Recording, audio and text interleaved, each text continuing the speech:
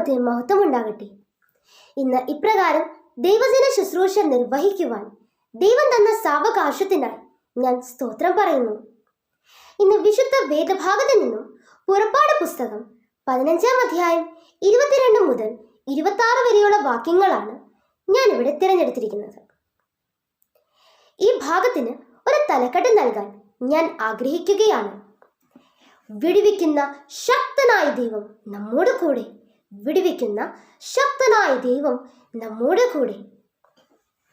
നമുക്കൊരു വാക്ക് പ്രാർത്ഥിക്കാം.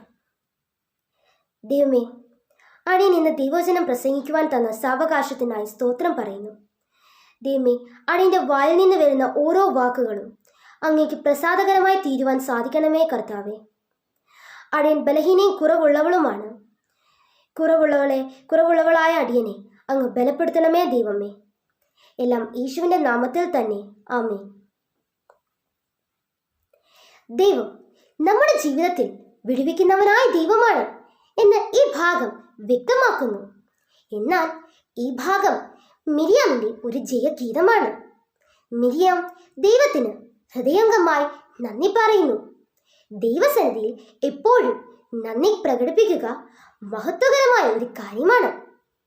ഇസ്രായേൽ മക്കളെ മിസ്രൈമിന്റെ അടിമത്വത്തിൽ നിന്നും വിടുവിച്ചവനായ ദൈവം, ആ ദൈവത്തിന്റെ ഏറ്റവും അടുത്ത സ്നേഹിതനായിരുന്നു മോശ.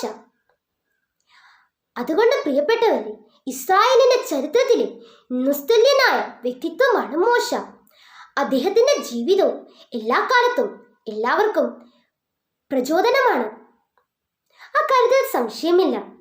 ഇസ്രായേൽ ജനത്തിനു വേണ്ടി ത്യാഗോജ്വലമായ പ്രവർത്തനങ്ങൾ ചെയ്ത ഒരു പ്രവാചക ശ്രേഷ്ഠനാണ് മോശ. മോശയേക്കാൾ വലിയ ഒരാൾ ഇസ്രായേൽ ചരിത്രത്തിൽ ഇല്ല എന്നത് വ്യക്തമാണ്. വലിയ ചെങ്കടലിന് മുൻപിൽ തളർന്നു പോകാതെ ദൈവജനത്തെ മുൻപോട്ട് നയിച്ച വിശ്വാസവീരനും മഹാനുമാണ് മോശ. ചെങ്കടൽ കടന്നു പോകണമെന്നുള്ളത് ഇസ്രായേൽ ജനതയെ സംബന്ധിച്ച് വലിയ ഒരു പ്രതിസന്ധിയാണ്. എന്നാൽ ആ ചെങ്കടലിന് മുൻപിൽ അന്താളിച്ച് നിൽക്കുന്ന ദൈവജനതയ്ക്ക് മുൻപിൽ തന്റെ വടി മുൻപോട്ട് നീട്ടി ജനത്തെ ചെങ്കടലിലൂടെ നടത്തി ദൈവകൃപ അനുഭവിക്കുവാൻ മോശയ്ക്ക് ഇടയായിത്തീർന്നു. എന്നാൽ കടൽ നടന്നിട്ടും പിന്നെയും പ്രതിസന്ധിയാണല്ലോ നമ്മൾ ഇവിടെ കാണുന്നത്. പിന്നെയും ശൂർ മരുഭൂമി താണ്ടേണ്ടി വരുന്നു. മരുഭൂമി എന്നത് പൈശാചിക ശക്തികളുടെയും ഏകാന്തതയുടെയും പ്രതികൂലത്തിൻ്റെയും ഒക്കെ പ്രതീകങ്ങളാണ്. ജീവിതം ഓളങ്ങളും പ്രതിസന്ധികളും നിറഞ്ഞ ചെങ്കടൽ പോലെ വളരെയധികം പ്രയാസമുള്ളതാണ് ദൈവമക്കളെ. എന്നാൽ ഈ പ്രതിസന്ധിയുടെ മധ്യത്തിൽ നമ്മോട് കൂടെയുള്ള ഒരു ദൈവത്തെ നാം മനസ്സിലാക്കിയിരിക്കേണ്ടതാണ്. ഇസ്രായേൽ മക്കൾ ശൂർ മരുഭൂമിയിലെത്തുമ്പോൾ കുടിക്കാൻ വെള്ളമില്ലാത്ത വല്ലാത്ത ഒരു പ്രതിസന്ധി. എന്നാൽ തൊണ്ട വറ്റി വരളുന്ന അവസ്ഥയിൽ, ഒരു മരുഭൂമിയിൽ വെള്ളമില്ലാത്ത അവസ്ഥയിൽ 6 ലക്ഷത്തിലധികം ആളുകളെ ഈ മരുഭൂമിയിൽ കൂടി നടത്തിക്കൊണ്ട് പോകുമ്പോൾ അവർക്ക് കുടിക്കാൻ വെള്ളമില്ല. അങ്ങനെ വെള്ളമുണ്ടെങ്കിൽ തന്നെ അത് കയ്പുള്ളതാണ്. എന്നാൽ കയ്പിന്റെ അനുഭവത്തിലൂടെ നടന്നു പോകുമ്പോൾ ദൈവം കൂടെയുണ്ടെന്നുള്ള ആ മാറായുടെ അനുഭവത്തെ ദൈവം മധുരമുള്ളതാക്കി തീർത്തു എന്ന് വളരെ വ്യക്തമാണ്. ദൈവ പൈതല്, നമ്മുടെ ജീവിതത്തിൽ കൈപ്പേറിയ അനുഭവങ്ങളെ മധുരമാക്കി തീർക്കുന്ന ഒരു ദൈവമുണ്ട്. അതുകൊണ്ട് ഈ ദൈവം നമ്മോട് കൂടെ ഉണ്ടെന്നുള്ള ബോധം നമ്മൾ ഒരിക്കലും മറക്കാൻ പാടില്ല. ദൈവത്തിന്റെ മുൻപിൽ മോശ മുട്ടുകുത്തി പൊട്ടിക്കരയുന്നു. അതായത് ഇത്രയും അധികം ആളുകൾക്ക് മരുഭൂമിയിൽ എവിടെ നിന്ന് വെള്ളം കൊടുക്കും? വളരെ നിരാശയുടെയും വേദനയുടെയും സങ്കടത്തിന്റെയും അനുഭവമാണ് മോശയ്ക്കിവിടെ നേരിടേണ്ടി വന്നത്. മോശ ഇസ്രായേലിന്റെ നേതാവാണെന്നുള്ളതും, പക്ഷേ മോശ പലപ്പോഴും തളർന്നു പോയ അവസ്ഥയും ഉണ്ടായിട്ടുണ്ട്.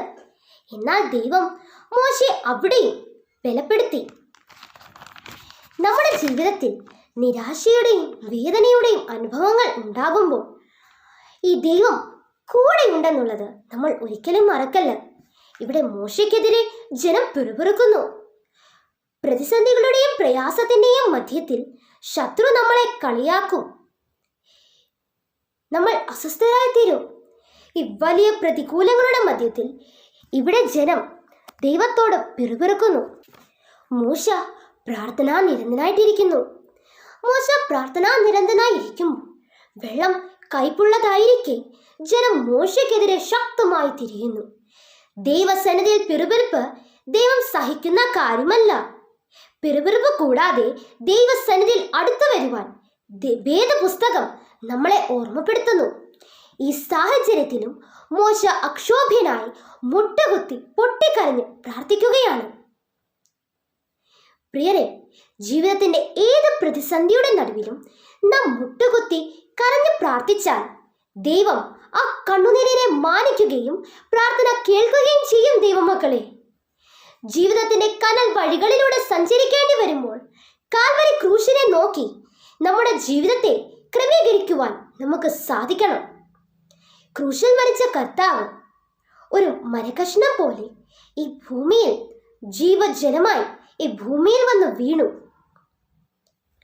നമ്മളെ ഓരോരുത്തരെയും വീണ്ടെടുത്ത് നമ്മുടെ ജീവിതത്തിന്റെ കൈപ്പേറിയ അനുഭവങ്ങളെ മധുരമാക്കി തീർക്കുകയാണ്.